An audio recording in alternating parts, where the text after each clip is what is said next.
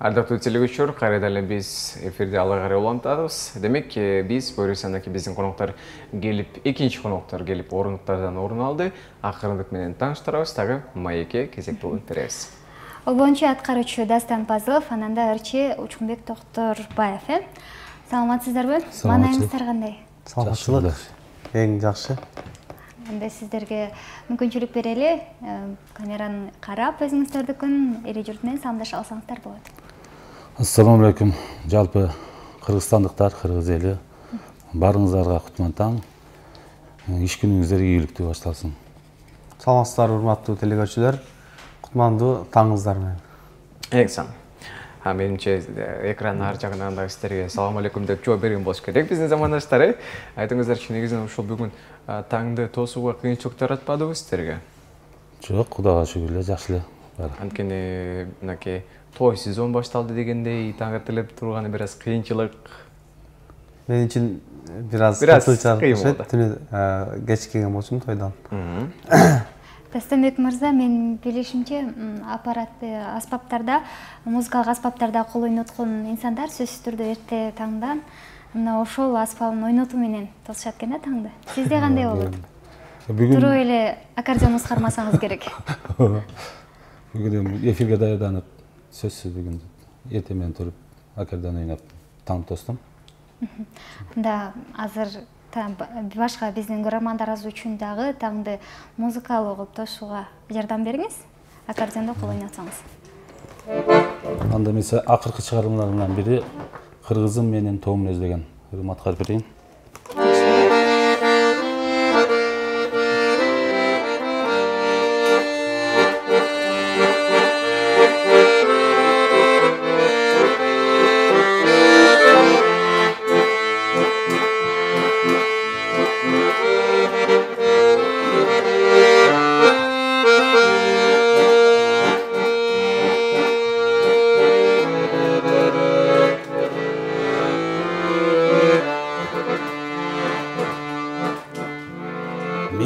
Бар адырларым шункар гана, алыска максат көздөп учкан бара. Абам бар хан бакайдай тал чокуда, жайкыш таш жайнатып тулпар бага. Мен дагы ошол тоодо төрөгөндүм, бүркүттүн уясына өлөңдөрдүм. Элекем тоом үлөздү кыргызымда, эл бол деп көбүн кылды жүрөгүм. Бар адырларым кылыжыпту, бир көргөн периден сезген тутту. Менин бар жалкай музга бир бөлөгө, канатым күнгө жанып шункар учту. Мен дагы ошол тоодо төрөгөндүм, бүркүттүн уясына өлөңдөрдүм. Элекем тоом үлөздү кыргызымда,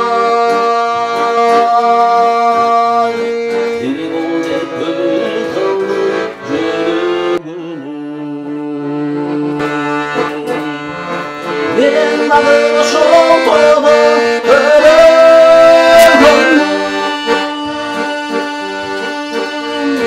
бүркүттүн уясына өлөңдөрдүм.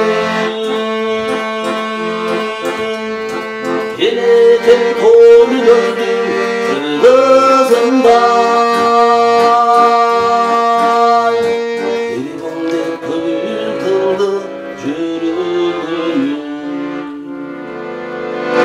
Эң сонун. Чалар сиз үчүн болсун. Негизи алып караганда ошол аккордеондо кол ойнотуу бул өзгөчөлүк да. Анан дагы азыркы аткарган ырыңыздын сөзүн обонун дагы баарысын өзүңүз жаратсаңыз керек.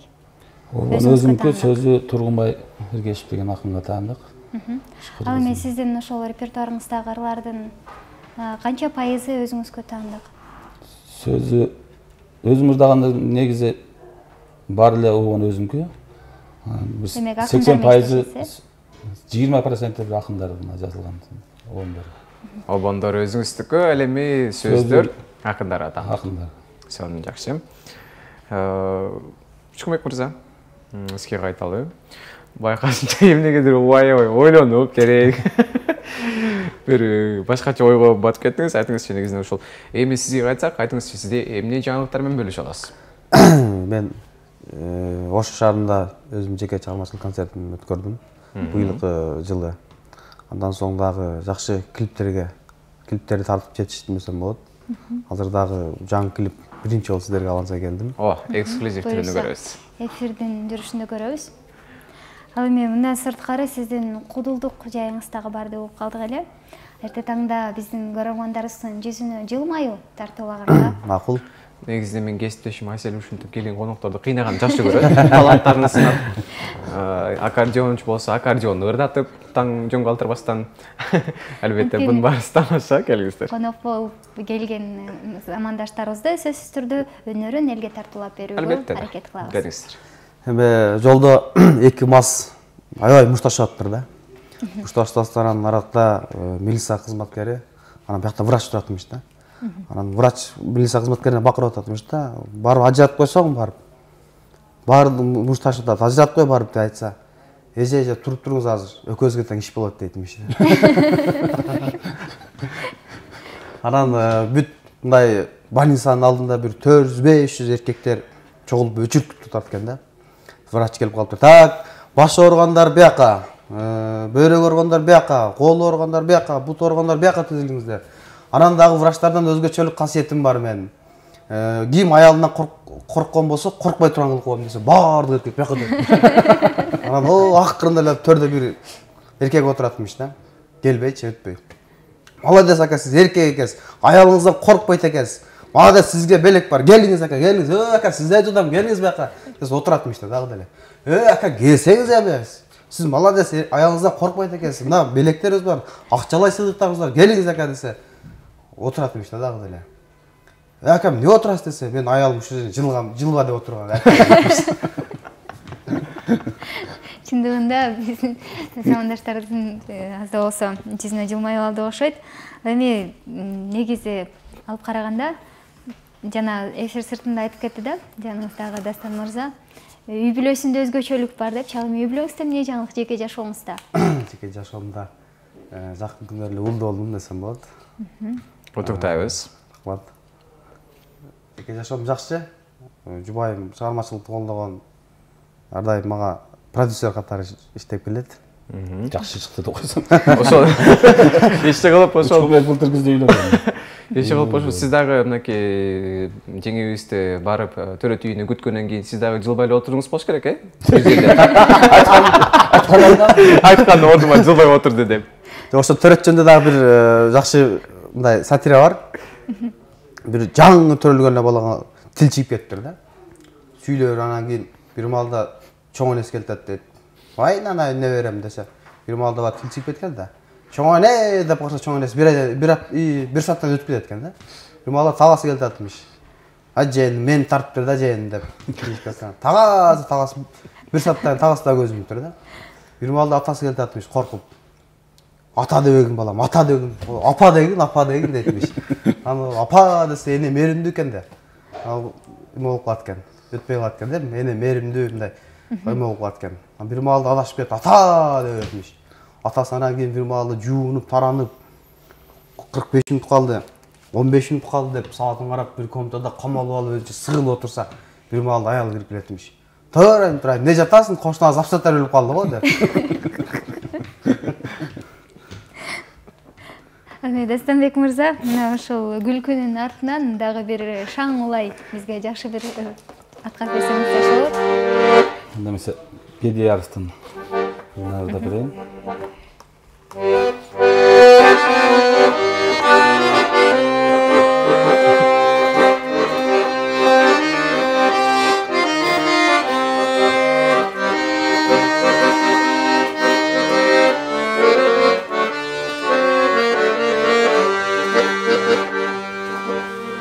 Jaz aldığından şair kızdardım, Calcalından alır cazdım. Caz perisi bala tekeni bin ayı, Caşıl göynük kiygen bu cazdım. Caz perisi bala tekeni bin ayı, Caşıl göynük kiygen bulu cazdım. Güz aldığından şair kızdardım, Gül kösünün alır cazdım. Gül perisi bala tekenimin ahi, Kızıl göynük kiygen bulu cazdım. Perisi bala tekenimin ahi, Kızıl göynük kiygen bu cazdım.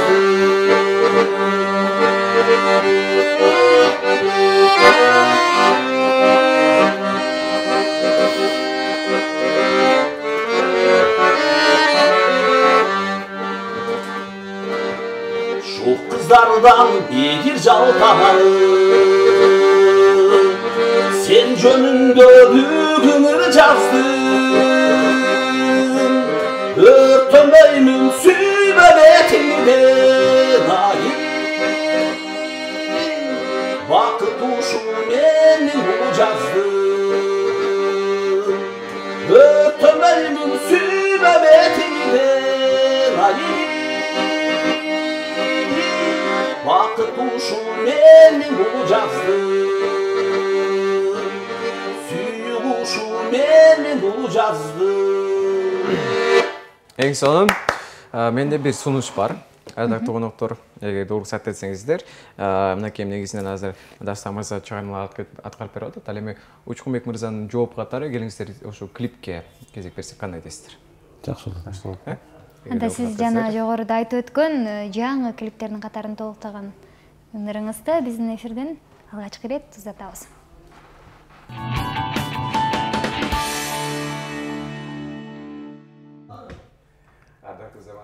Кайрадан алдыгары улантабыз. Өзгөчө кызыктуу маекте, албетте тамаша көй түрүндө. Демек, кезекти. Чынында алып караганда мына клип жаратылыш койнунда анан дагы кыргыздын жерин даңктаган ырлардын катарын толуктаптыр. Тартуу иштери кандай болду? Анан өзгөчөлүк ага элечек апалар менен дуэттерди алган болду да. Мына ошол туурасында дагы маалымат айта кетсеңиз. Бул чыгарманын өзү атайын ушул Кутман элleri деген топ бар. Атайын түзүлгөн 10 айылдан турат. Алардын жашы арты 61 жашта, алды 71 жашта. Энелер эстрадага атайын менен өздөрү аккордеон коштосун ырдап жүрүшкөн көбүнчө. Атайын мен эстрада боюнча даярдадым. Бул кыйынчылык жаратты десем болот. Албетте эстрада жатын түшүнбөгөн, жашы өтүп калган аялдар.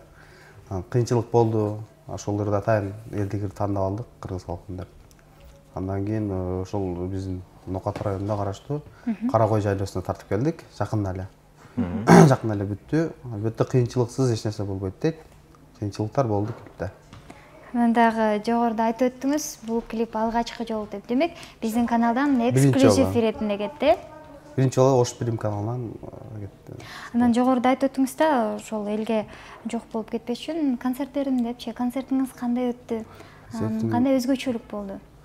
Концерттин өзгөчөлүгү жакшы эле болду. Ушул Кутман энелер дагы эстрада боюнча даярлаган элем. Мен Энеке деген чыгармамды ырдап атканда бүт ак элечек энесилер аркама фон болуп тизилип, анан кайрадан ушу кыргыз калкын уланып кетип, элдин кабыл алуусу эң жакшы десем болот. Жакшы кабыл алды ушул. Энелерди жакшы кабыл алды. Менин жакшы чыгармаларымды кабыл алды. Азыр бүт эмеге социалдык тармактарга азыр толук талкууда жүрөт, концерттин толук түрдө чыкты азыр. Ал эми концерт кайсыл жерде болду? Ошол тууралуу Ош улуттук драма театрында болду 14-май. Дагы пландарыңыз барбы? Балким Кыргызстандын аймактарын кыдырып, түрөө кыдырып концерт Өзү берүү? биринчи драма театрга берерден алдын мен ошол биздин райондорду кыдырып концерт бердим. Биринчи сразу Ошко бериш бул кыйын иш, областка бериш. Мен биринчи мектептерден баштадым, анан райондордон, анан кийин областка бердим. Кудай буюрса дагы күзгө пландар бар, дагы Кыргызстанды кыдырып, өзүмдүн чыгармачылыгымды кыргыз элине тартууга. Эми Дастамбек мырза, сиздин клип жаратууңуз боюнча акыркы ирет байкашыбызча клиптериңиз жаңыланбай калды окшойт, э? Ошондой болуп калды окшойт. Эмне себептен? Көптөн бери ушу ыр жаатына көңүл бурбай койдум. Жеке турмуш боюнча. Эми Кудай кааласа алда пландар бар. Жаңылар жазып, жаңы клиптер тартырам. Ал эми жогоруда айтып өткөнүңүзгө караганда, клип тарттыруудан артта аксап калганыңыз менен обон жаратуу дагы да болсо өз күчүндө го дейм. Бул чыгармачылык Алладан берилген талант да. Аны жашыра албайсың. Клип тартпаганы менен обондор жаратып, ыр үстүндө иштеп атам. Ошол жеке истерге бир суроо берейинчи. Негизинен өзүңүздөр билгендей эле айымдарга, мисалы алар эми жанагындай үй бүлөлүк жашоого аттанған соң аларга бир топ эле жанагындай чыгармачылык айымдарга, аларга чыгармачылыкты алып кетүү, аны үй бүлө менен алып кетүү кыйынчылык жаратат. Ал эми сиздерге, үй бүлө башчыларга, мырзаларга кыйынчылык жаратпадыбы? Мисалы, албетте сиздерде тынуу да болду, бирок ошондон улам мен жок, мен таштап коеюн, мен бир гана үй бүлөнү багышым керек, бул деген жоопкерчиликтүү иш. Эми эркектерге айылдарга караганда бир кыйла жеңил. Бирок кыйынчылыксыз эч нерсе болбойт. Сөз эми кыйынчылык жаратат. Мен өзүм кесибим боюнча энергетикмин. Энергетик тармагында иштейм. Эки кесипти бирдей алып кетиш сөзсүз кыйынчылык жаратат. Үй бүлө менен башка кыйын. Кесип боюнча кыйынчылык жаратат. Ал эми Учкунбек мырза, сиздин кесибиңиз кандай болду экен? Мен кесибим экономист. Экономдой турбайсызбы ар дайым?